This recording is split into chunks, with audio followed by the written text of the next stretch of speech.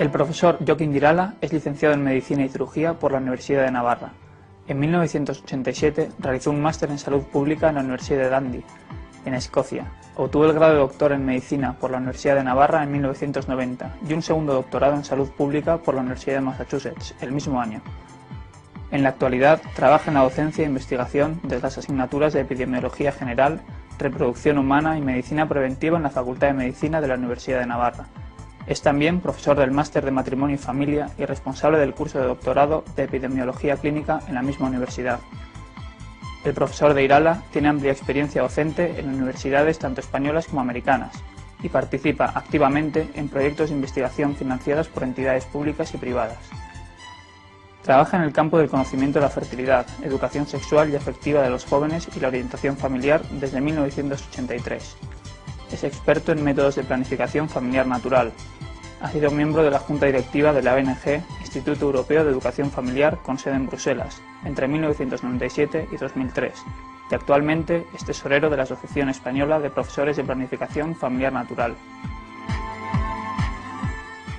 Joaquín, buenas tardes, bienvenido. Buenas tardes. Tú eres doctor en salud pública. Aquí vamos a hablar hoy de la homosexualidad. ¿Qué tiene que ver la homosexualidad con la salud pública o con la salud? Parece curioso, ¿verdad? Sí. Que se haga una persona esta pregunta. Hombre, hay un asunto muy importante y es que normalmente cuando se habla de la homosexualidad, las personas con actividad homosexual suelen decir lo único que nos diferencian de los heterosexuales es que nuestra orientación sexual es de tipo homosexual y la vuestra es de tipo heterosexual, como diciendo, no hay otra diferencia. Casualmente, una de las grandes diferencias que hay es precisamente en el tema de salud. Si estudiamos y comparamos los colectivos de homosexuales con los de los heterosexuales, pues se ven una prevalencia mucho mayor de enfermedades en el área de las enfermedades mentales, como la ansiedad, intentos de suicidio, desórdenes de la conducta, depresión, neurosis. O sea que realmente hay una gran diferencia y una de las diferencias está precisamente en el terreno de la salud. Sobre esto se añade la gran promiscuidad que hay en el colectivo de homosexuales, ¿no? Hay publicaciones recientes del año 2003, 2004, que hablan de más del 60% de homosexuales tienen, por ejemplo, más de 6 parejas al año. Otro trabajo habla de 8 parejas al año. Claro, todos sabemos que el asunto de la promiscuidad realmente es un problema desde el punto de vista de la salud pública, si estamos pensando, por ejemplo, en las enfermedades de transmisión sexual. O sea que, desde luego, que tiene algo que ver con la salud pública la homosexualidad, ¿no? Bueno, si ahora tuviéramos aquí presente un homosexual, a lo mejor por la parte primera de la pregunta diría es que todas las depresiones, todos estos intentos de suicidio y tal vienen del rechazo social. Sí, es un comentario casi obligado, ¿no? Es lógico incluso que la gente piense esto, ¿no? Bien, pues hay que decir que los estudios que se han publicado presentan sus resultados teniendo en cuenta la posible presión social y eliminando esta presión social del análisis. Es más, hay países, como por ejemplo Finlandia, donde no hay ningún tipo de acoso contra los homosexuales y obtienen los estudios realizados ahí los mismos resultados. Es decir, que parece que hay algo relacionado con la homosexualidad que a su vez está relacionado con enfermedades de tipo salud mental, ¿no? No es todo debido a la presión social, mucho menos. ¿Y por qué crees tú que recientemente ha tomado tanta actualidad este tema de la homosexualidad, que está en todos los medios de comunicación, en las conversaciones en la calle? O sea, parece como que se ha convertido en el principal problema de la sociedad actual. Sí, esto sorprende mucho a la gente, ¿no? Hay gente que dice, pero si ahora no hay un programa de televisión, no hay una película donde aparezcan, pero ¿qué es lo que ha pasado, ¿no? Bueno, hay que retroceder en la historia, ¿no? Y uno encuentra documentos muy interesantes, como por ejemplo, hay un trabajo que explica cómo se han preparado las campañas para normalizar la idea de la homosexualidad. Allá en los años 70, los colectivos de homosexuales de Estados Unidos contrataron a los mejores profesionales del marketing de la Universidad de Harvard, es decir, los mejores del mundo, para montar una campaña, ¿no? Y su trabajo era preparar una campaña para llegar a la aceptación social de la homosexualidad. Y llevan 30 años trabajando. Frente a esto, ¿qué hemos tenido? Pues una cierta pasividad de la población, la gente que ha podido pensar, bueno, es que es un tema un poco escabroso, que no tiene nada que ver conmigo, o también ha ocurrido que ciertos grupos, por razones ideológicas, han recogido también estas reivindicaciones y las han utilizado y las están utilizando desde el punto de vista político. Claro, todo esto hace que una idea va avanzando sin ningún tipo de discusión y estemos donde estamos, ¿no? Donde casi ni siquiera la gente entiende qué está pasando. Es lógico, tenemos expertos por un lado trabajando y por otro una población un poco pasiva en este aspecto. Bueno, históricamente la homosexualidad se ha considerado como un desarrollo alterado de la identidad sexual. Lo leo para no decir algo que no es. Entonces, ¿es un desarrollo alterado de la identidad sexual? Bueno, esto es muy interesante, ¿no? Porque se dice que la homosexualidad es más bien efectivamente una alteración del desarrollo de la identidad sexual. Claro, hay muchas causas que pueden conducir a que una persona no desarrolle adecuadamente su identidad sexual. Hay muchos trabajos publicados en este sentido, son complejos, pero lo que podemos decir es que en la base hay una especie de baja autoestima como varón o como mujer. Todo empieza con un chaval, una chica o un chico que se siente menos hombre o menos mujer que la normal. Claro, hay muchas causas que le pueden empujar a esto. Esta baja autoestima, cuando llega la adolescencia, se manifiesta como una especie de atracción sexual hacia una persona del mismo sexo.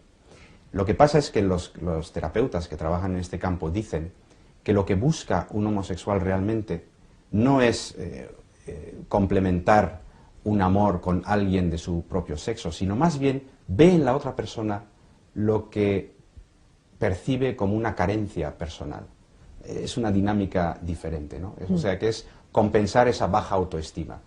Y otro terapeuta, Richard Cohen, dice también que la homosexualidad sería la defensa contra un dolor que ha padecido esa persona de pequeño, pues por un abuso, por una relación padre-hijo alterada, por un rechazo en el colegio, por lo que sea, un dolor que luego se compensa con esta orientación homosexual.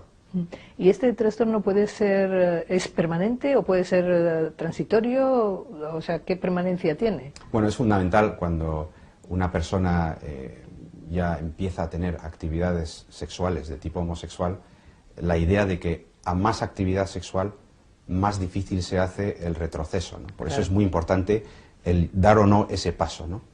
Pero hoy en día hay colectivos de ex-gays, de ex-homosexuales, que tienen una página web, que cuentan sus experiencias y efectivamente hay muchas personas que se reencuentran con su heterosexualidad. Una vez que el terapeuta consigue curar ese dolor que ha causado la homosexualidad. Y esos colectivos, curiosamente, organizan incluso manifestaciones protestando contra los homosexuales porque no les han dejado conocer esta posibilidad de curación. Es verdad que esto es un proceso complejo, que puede ser largo, que depende de la motivación de esa persona y también, y esto hay que decirlo, de la capacidad del terapeuta para conseguirlo, ¿no? Bueno, tú dices terapeuta, quiere decir que primero hay que ir al terapeuta. Claro. Entonces, ¿cuál es el momento en que uno se pone en marcha? O sea, porque claro, hay mucha gente que, bueno, mucha gente, no lo sé, pero quiero decir que quién le aconseja o qué medios tienen para informarse que sí que pueden acudir a pedir ayuda, ¿no? Bueno, una de las cosas que los homosexuales, las personas con actividad homosexual valoran es a veces el no gustarles el estilo de vida, la inestabilidad de las relaciones de tipo homosexual. Estas situaciones que les causan sufrimiento, además, pues les conducen a veces a buscar ayuda, ¿no? Pero para esto es muy importante la información que se puede dar a la gente, y de esto quizás podemos hablar al final para que uno pueda dirigir a personas con este problema hacia las fuentes adecuadas, ¿no? Para buscar ayuda, precisamente. Bueno, y yo estaba pensando ahora en las familias, ¿no? Entonces digo, bueno, pues este ambiente tan no sé, permisivo en el que vivimos, en que, hombre, todo vale, hay que ser tolerante, no sé, ¿eso influye en la gente joven, en esa etapa que decías antes de la adolescencia, donde uno aún está confundido un poco sobre qué ocurre? O sea, ¿favorece que ahora haya más, o es que no hay más, sino que se habla más? Lamentablemente hay que decir que sí que hay más.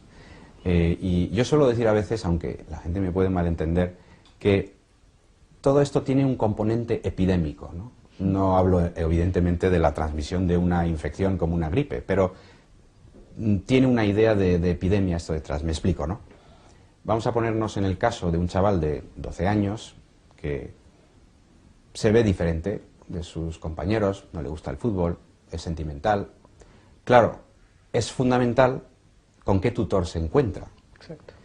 Por ejemplo, puede ir a donde un tutor y decirle, oye, yo es que soy más sentimental que los chicos de mi clase, ¿no? Entonces el tutor le puede decir, hombre, pues no te preocupes, no pasa nada, el ser sentimental tiene ventajas e inconvenientes, vas a sufrir más si eres más sentimental. Ahora, vas a entender mejor a la gente, incluso podrías tener más éxito con las mujeres si eres sentimental, porque vas a comprenderlas mejor, ¿no?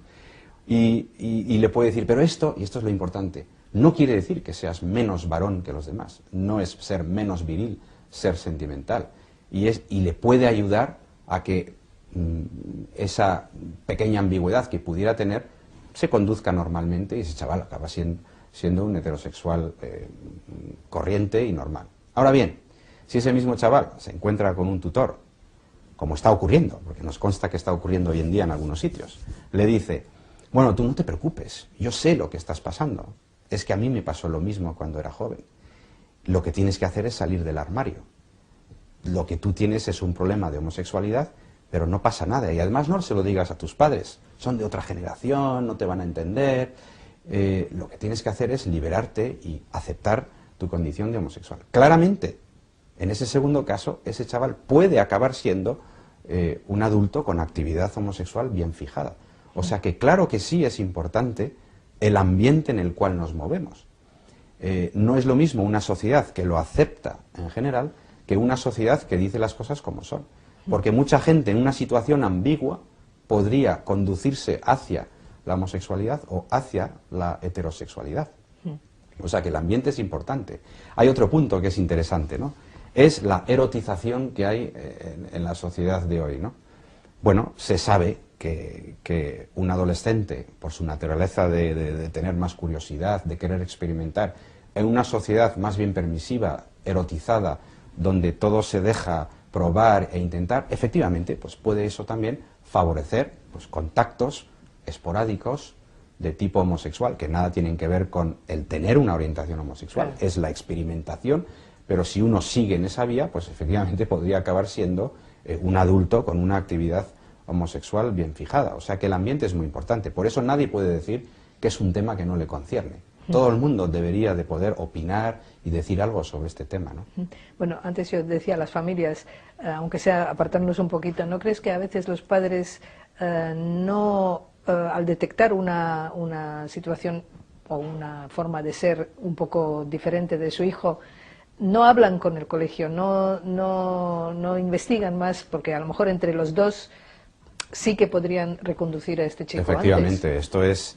esto es muy importante, ¿no? O sea, los padres tienen que estar más presentes en la educación, tienen que acompañar más a los hijos, las madres tendrían que ser, habría que evitar el exceso de protección, ¿sí? de protección de tipo emocional. Los padres tienen que velar pues si un chaval puede ser en el colegio rechazado por un tema determinado, pues eso lo tienen que trabajar con el colegio. El colegio tiene que velar por estas cuestiones. Que a un chico no le guste el fútbol, no pasa nada, ¿no? Que haga footing alrededor del colegio. Si una chica al revés le gusta jugar al fútbol, pues que juegue al fútbol, ¿no? Sí. Pero lo que hay que vigilar es el rechazo por esas cuestiones, ¿no? Que no sea rechazado el chaval. Hombre, bien es verdad que hay mayorías que están funcionando y es interesante pues animar a que los chavales hagan el deporte más habitual, ¿no? Más que nada para evitar complicaciones, pero esto es importante. Pero hay otro papel importante de los padres y es el de opinar públicamente y continuamente, ¿no?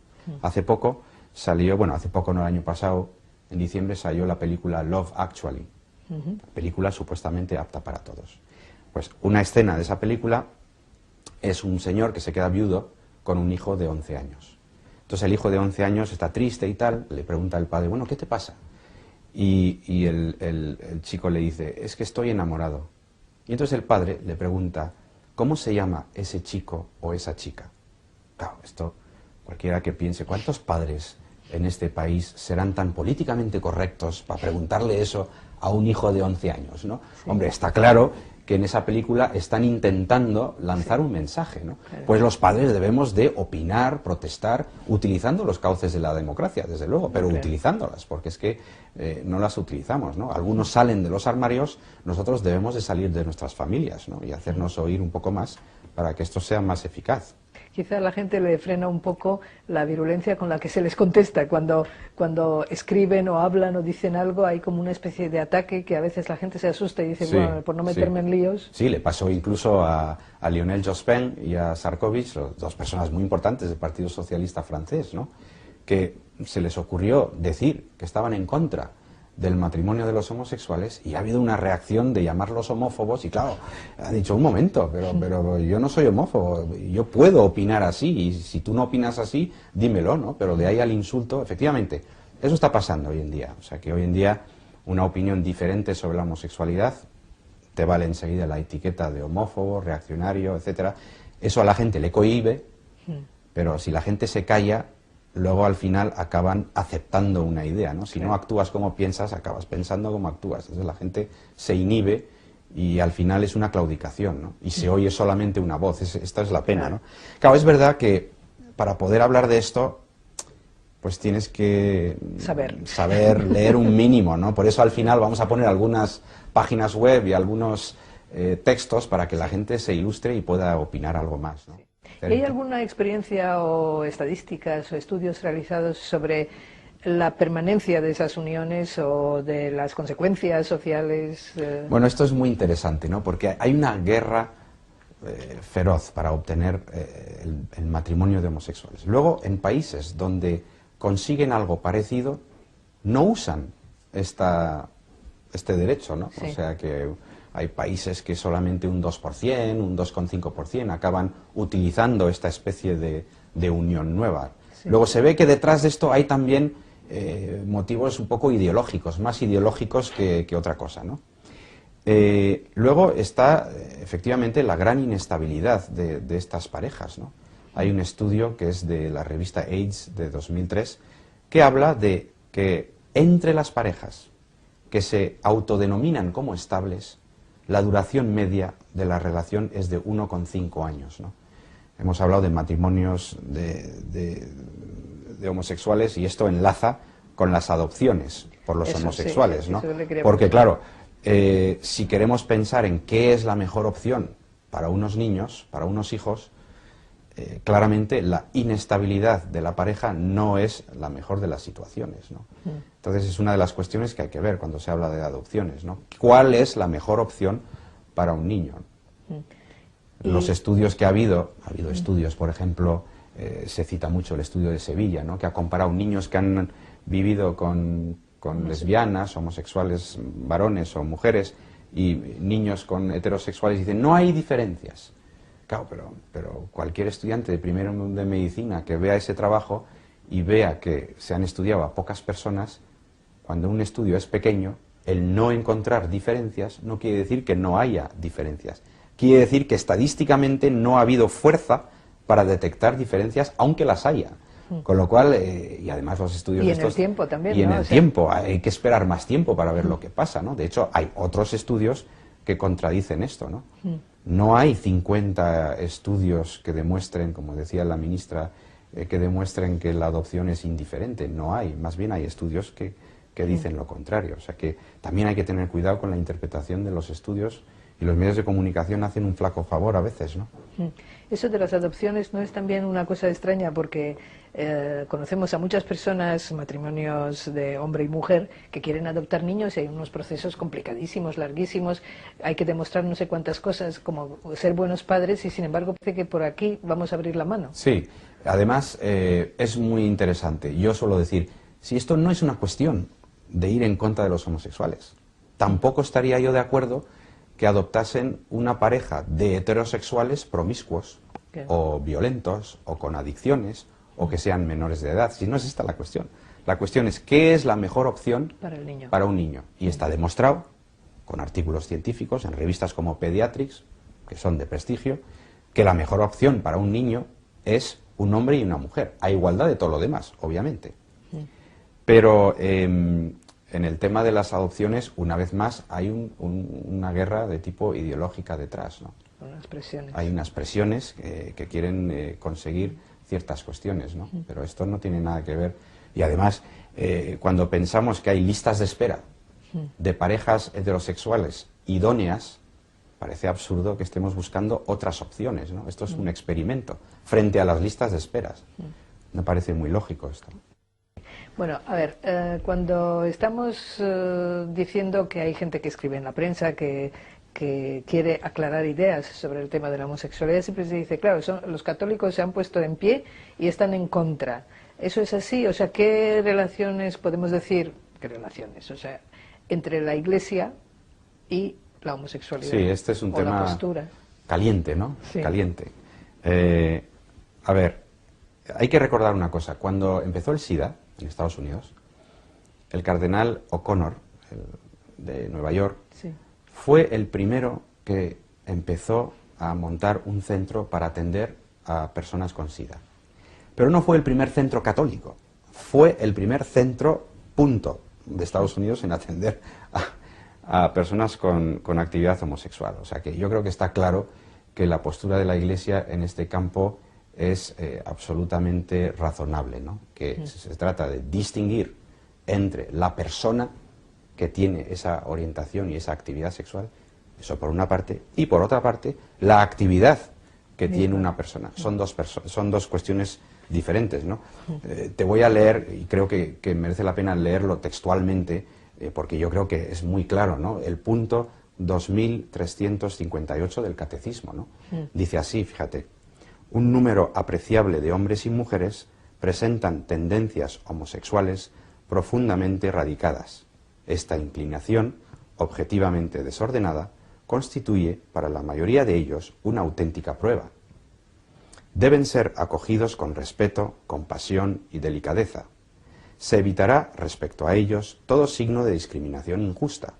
Estas personas están llamadas a realizar la voluntad de Dios en su vida y, si son cristianas, a unir al sacrificio de la cruz del Señor las dificultades. O sea, esto no hay nada homófobo aquí, ¿no? A pesar de lo que en la calle se esté diciendo. Pero yo me pregunto si todo esto no es lo que contaba Philip Jenkins en su libro, es un libro muy interesante, que se llama El nuevo anticatolicismo, el último prejuicio aceptable. O sea, porque, claro, estamos en una sociedad donde hay que tolerar a todo el mundo y todo, lo cual está bien. Claro. Ahora, lo curioso en nuestra sociedad es que lo único que hace gracia y que todavía es aceptable es meterse contra lo católico, ¿no? Todo el mundo puede opinar y me parece bien. Ahora, el católico no puede opinar porque es católico, porque está sesgado por ser católico. Claro, esto no debería de ser así. O sea, que cada cual opine y luego ya saldrá en democracia lo que tenga que salir, ¿no? Pero... Bueno, los obispos, incluso el Papa, han hablado también de estos temas. Sin embargo, cada vez que, voy a decir, abren la boca, todo el mundo se les echa encima. Incluso gentes que en cualquier otra cosa no les hacen ni caso, porque no son creyentes, porque no pertenecen a la Iglesia. ¿Por qué se levantan contra la voz de la Iglesia los que realmente no pertenecen a ella?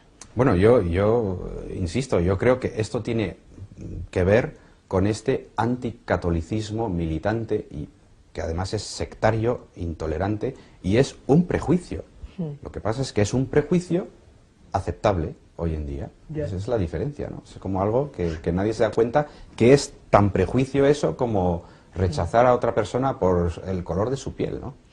Bueno, durante todo este tiempo estamos hablando, me parece a mí, que uno de los problemas quizá en la sociedad es la falta de información. Entonces, tanto de los homosexuales o de las personas, digamos, cercanas a ellas, como del público en general. ¿Hay algún sitio o hay algo publicado objetivamente correcto que se pueda utilizar para que uno se informe, para que tenga ideas claras y que pueda atender, ¿no? Sí, yo creo que esto es muy importante, ¿no? Y por eso voy a coger incluso y leer algunas páginas web, algunos libros. Son muy sencillos y yo creo que merece la pena que la gente conecte y los lea, ¿no? Por ejemplo, en la página web de la primera línea que se puede observar en la pantalla, la página web del Departamento de Preventiva, en el apartado de temas de interés general, ahí hemos puesto el documento que describe toda esta campaña realizada por los mejores especialistas del marketing de la Universidad de Harvard, ¿no? También hay comentarios metodológicos sobre el estudio famoso de las adopciones de Sevilla, etcétera, ¿no? Y luego hay, a continuación, a mí me parece, habrá otras, pero estas tres las conozco y me parecen que son especialmente buenas, ¿no? La primera, que se llama nart.com, es una página web de psicólogos, de terapeutas, muy interesante. Entonces ahí aparece cosas que están haciendo en congresos, estudios sobre la reorientación sexual, estudios que ayudan a homosexuales a reencontrarse con su heterosexualidad. Hay un apartado en castellano en esta página web.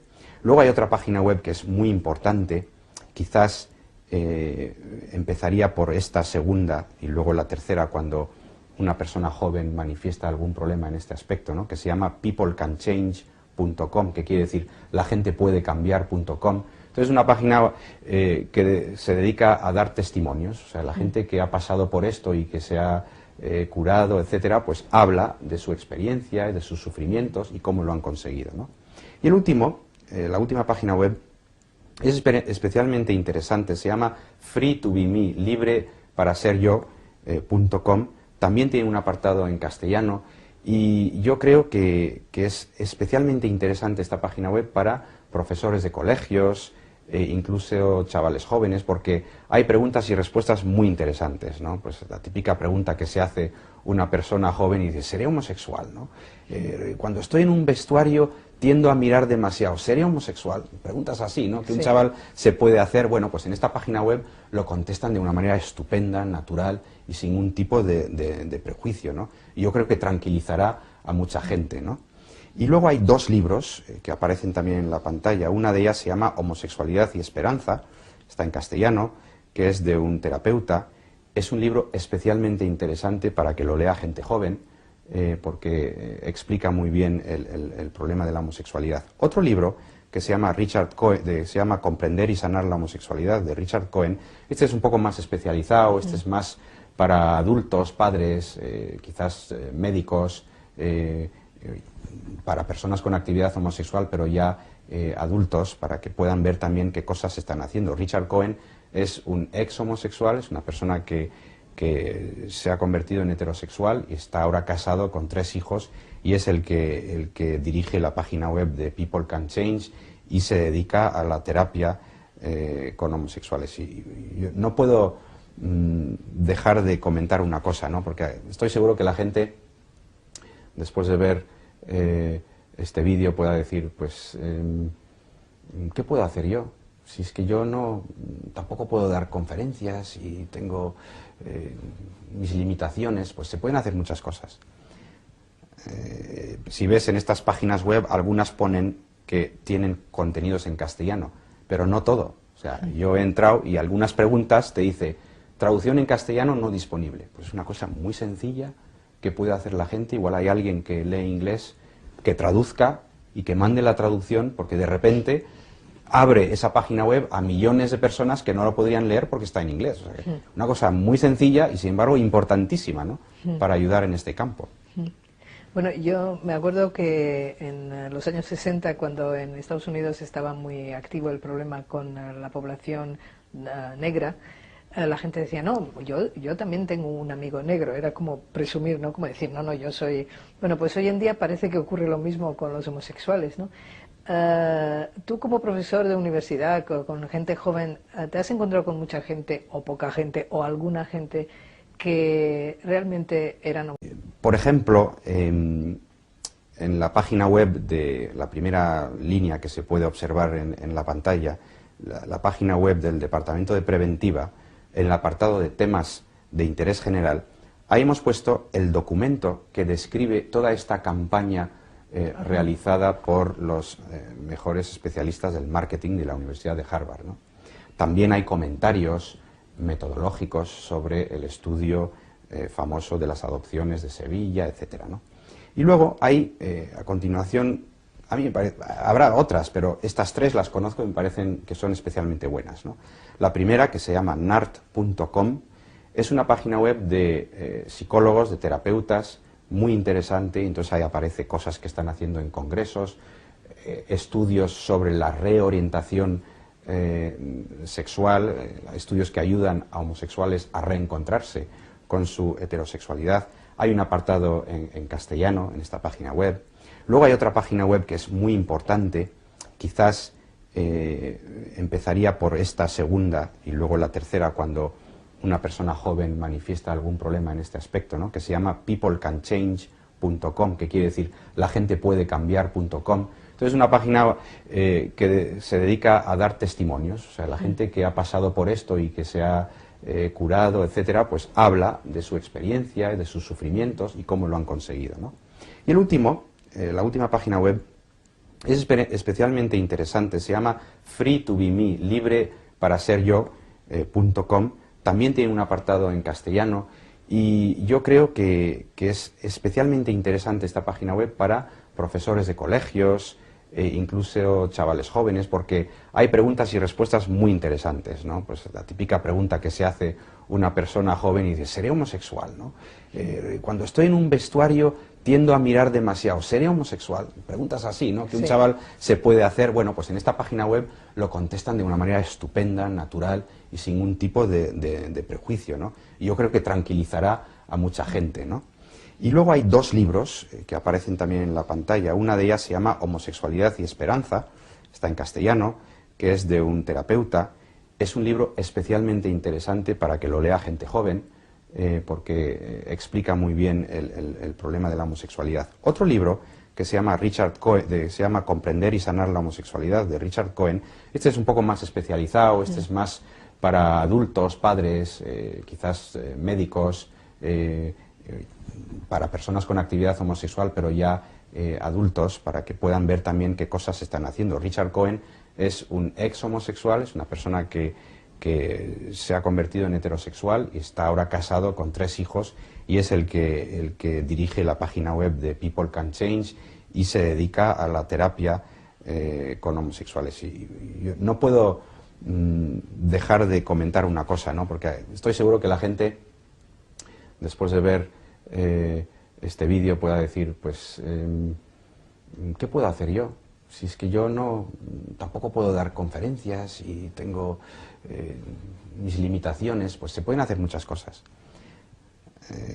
Si ves en estas páginas web, algunas ponen que tienen contenidos en castellano, pero no todo. O sea, yo he entrado y algunas preguntas te dice, traducción en castellano no disponible. Pues es una cosa muy sencilla que puede hacer la gente. Igual hay alguien que lee inglés, que traduzca y que mande la traducción, porque de repente abre esa página web a millones de personas que no lo podrían leer porque está en inglés. O sea, que una cosa muy sencilla y, sin embargo, importantísima, ¿no? Para ayudar en este campo. Bueno, yo me acuerdo que en los años 60, cuando en Estados Unidos estaba muy activo el problema con la población negra, la gente decía, no, yo también tengo un amigo negro, era como presumir, ¿no? Como decir, no, yo soy... Bueno, pues hoy en día parece que ocurre lo mismo con los homosexuales, ¿no? Tú como profesor de universidad, con gente joven, ¿te has encontrado con mucha gente, o poca gente, o alguna gente que realmente eran homosexuales? Y en ese caso, ¿qué hacías? Si realmente es amigo tuyo, ¿qué haces con una persona así? Bueno, en primer lugar, esto es importante. Efectivamente, me he encontrado con algún alumno con este problema, ¿no? A raíz de dar una conferencia sobre el tema, pues vienen a tu despacho. Lo primero es tratarlo como persona humana que es decir, con cariño, con respeto, eso es lo primero, ¿no? Y luego, ayudarle en el sentido de que se informe más. Y yo lo que hago ahora es hablar más bien poco, pero le digo que conecte con estas páginas web, que vea lo que está pasando. Porque en este país parece que no hay nada en este campo que acabo de escribir. Sin embargo, si uno va y mira lo que está pasando en Estados Unidos, se encuentra con una sorpresa, ¿no? Es que hay muchas cosas que se están haciendo ahí, y sin embargo aquí no. Entonces, muchas veces estos estudiantes, pues lo que hacen es conectar, van viendo, van profundizando, y claro, eso en sí les ayuda, ¿no? Luego yo me pongo disponible. Exacto, para acuden a la persona. Claro, me pongo disponible para resolverles cualquier duda o traducirles lo que no está traducido, cuestiones así, ¿no? Bueno, yo que pues muchísimas gracias por haber venido en esta media hora. Yo creo que hemos aclarado algunos de los puntos para nuestros oyentes. Muchas A gracias. vosotros, gracias.